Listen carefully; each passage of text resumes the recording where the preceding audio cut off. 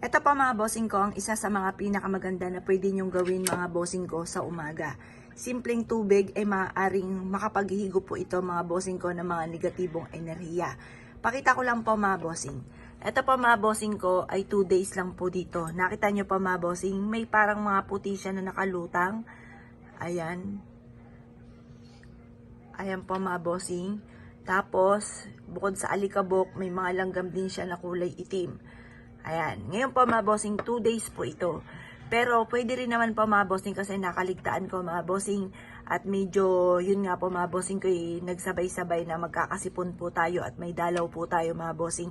Kaya parang hindi ko siya napalitan mga bossing. Ngayon po mga bossing, mas mainam kapag marami ka mga pagsubok, kada 24 oras magpapalit ka ng tubig mga bossing. Kapag naman po, halimbawa, busy kayo, basta wag nyo lang kakaligtaan na paltan po siya ng tubig kahit mga ilang araw kung hindi ka agad siya nagdumi. Pero kagaya po dito, 2 days pa lang, nagdumi po siya kaagad. Dito sa amin mga bossing ko, ano po kasi dito, yung naka-aircon po kami mga bossing, kaya kumbaga hindi siya sarado lahat ang mga bintana pero nagkakadumi pa rin. Tapos umuunti ang tubig. Sabi nga po nila kapag umuunti ang tubig, meron daw pong gabay na parang umiinom kaya umuunti ang tubig mga bossing. Kasi dito sa amin mga bossing malamig po dito. Ngayon, kapag po ito'y umuunti, nakapagtaka. Pero kung mainit, syempre naiiga po siya gawa ng mainit. Ngayon po, dahil nga sa malamig po dito, ganyan po palagi. Kahit isang araw lang siya, umuunti siya ng umuunti, mga bossing. Ngayon po mga bossing, ano't ano man, swerte po ang dulot po nun. Ito pa mga bossing, pakita ko lang po sa inyo. Bukod po dito, mga bossing ko, dito sa tubig, na umuunti, dito sa may pintuan namin. Sa taas, meron akong alay. Yan po yung alay mga bossing. Honey, tapos may alak, tsokolate, tapos, yun nga po, mansanas, orange, tapos tinapay mga bossing.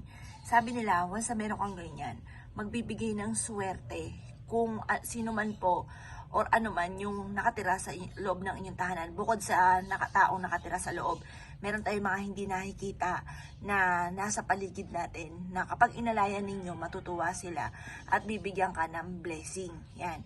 Meron kaming ganyan mga bossing. Pinapaltan ko po yan, sabi nila kada 2 days. Pero sa akin, every 1 week, papaltan yung honey, tapos yun din po yung alak. Yung lahat pong yan may tsokolate din. Mas maganda daw po yung mga tsokolate dahil malalambot po ito mga bossing. Pero mister ko, nilagyan pa ng snowbird mga bossing. Yan. Swerte po ang dulot po niyan. At ganun din po ang tubig. Kaya dapat, meron ka mga ganito para masigit kang swertihin. Kumbaga, yung mga hindi nyo nakikita sa loob ng inyong tahanan ay matutuwa sa inyo dahil, kumbaga, sinasama nyo po siya sa parang part ng family ninyo dahil binibigyan nyo rin po siya ng ganito para talaga sa kanila.